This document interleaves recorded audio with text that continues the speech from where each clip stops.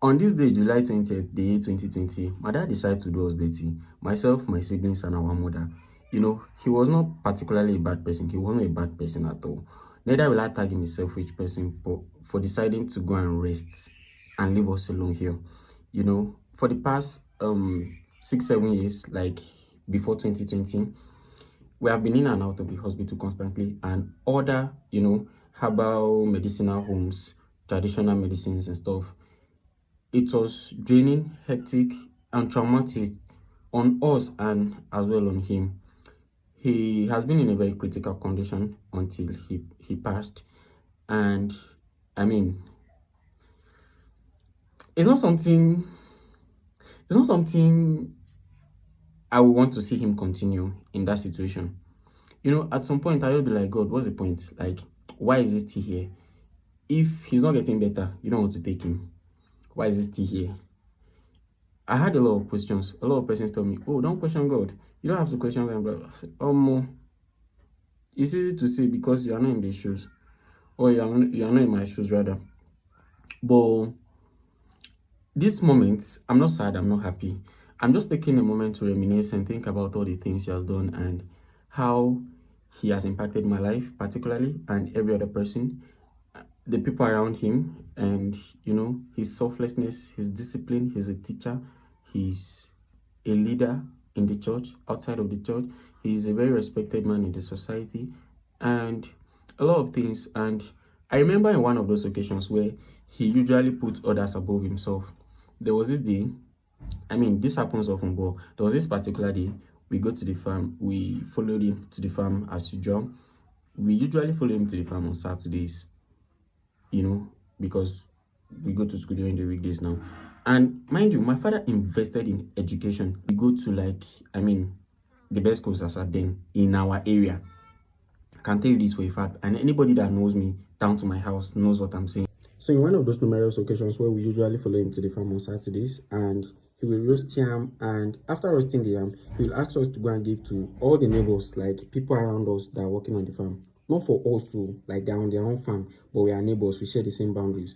He will ask us to go and give them yam, roasted yam, and the thing will remain very few for us to eat. Me, I'll become angry, I'll be like, guy, what's happening? We roast yam, so far finish, you are giving it to other persons. I didn't know what he was doing. He was very selfless, and I got to realize these things after he passed. The way these people come through for us, my family and myself, on different occasions, somebody say, oh, your father has helped me at some point. This was also way. Come on, you are son of Christopher. See, yeah, so Christopher is my father. Oh, wow. Oh, he was a good man. These things was beginning to make sense after he passed. But on other occasions here, my father, he will do things. He will give out things sacrificially, even when we need it at home. And he just take care of other people's children like his own, randomly, not like he knows you from anywhere. And he do all these things. And the way he treated his own siblings, and even the society could attest, like, he was a very prominent man. I can tell you for a fact. At least to me, he was. Yes, he doesn't need to have any chieftaincy title or whatever. He outperformed himself in ways I can't begin to put in context right now. My mom have to take care of my education, my siblings, the rest of us, to see us through. Our last one just gained admission last year, and she's doing very fine. I want to use this opportunity to thank God for the life of my mother. She stood beside my father until he passed. She stood beside the family. She stood beside us. And she's an embodiment of what a virtuous woman should be. Or, like, she's a gift to humanity, my mother.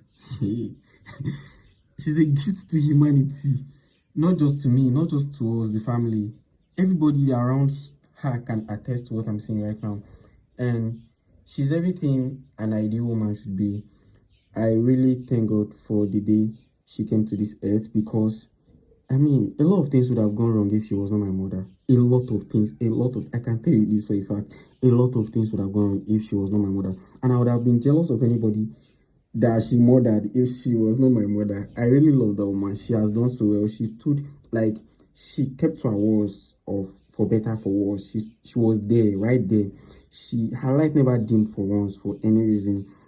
Even when, people started coming up saying different things. Oh, this man is not getting better. Even some of the family members, I don't want to go into some of these things, but then she was there. She stood her ground. My father was never fetish at any point, even when they started coming up with being fetish, looking for solutions in other ways that doesn't align with the principles of my father as a person. My mother refused, and she stood her ground, and she was like, anything that wants to happen, let it happen.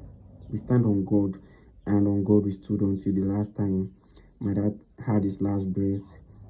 It was on a Sunday afternoon. I remember speaking to one of my friends then. I was like, my dad is not surviving this time. I just know. I knew he was not going to survive this time. It was critical. It was bad. And I don't want to continue. I just want to stop. Here. If you are seeing this video, if you watch this video to this point, please let me say thank you to my mom. She deserved the world, and I'm coming for her with all the goodies this life can offer.